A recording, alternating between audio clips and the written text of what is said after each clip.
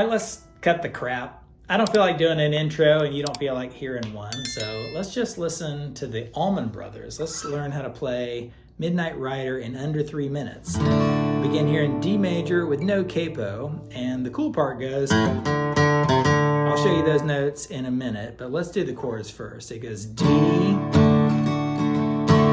that's D major, and it hangs out on that one forever. I got one more silver dollar, and it goes to G minor. G minor. I use my thumb. You can put the bar chord over there if you want to. To a C major. And up to D major. Back to D major. Really those three chords almost the whole way through. So D.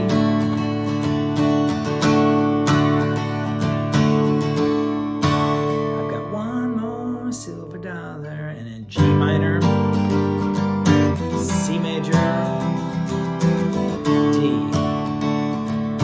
And now the guitar, the solo part and the bridge goes, it hangs out on D, and it does this awesome little cool solo.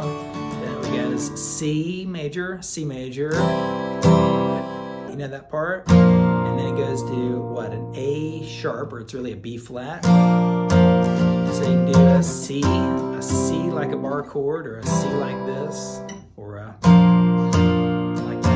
so basically go C, down to B flat, back to D major. D major. All right. So the cool part, the most fun part though, is you take that D major chord and you hit the open A string first. That's usually not what you hit first on a D chord. So you go like this, and now you're going to want this finger to get off the D major chord and do this. So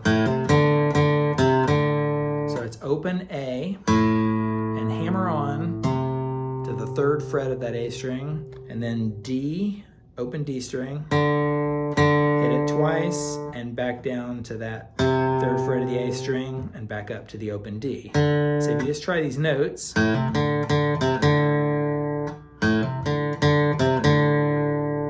then when you add in the rest of the D major, it goes like this.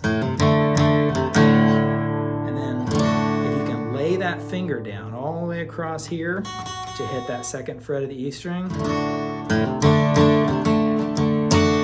See that? Or you can use this and use your pinky like that.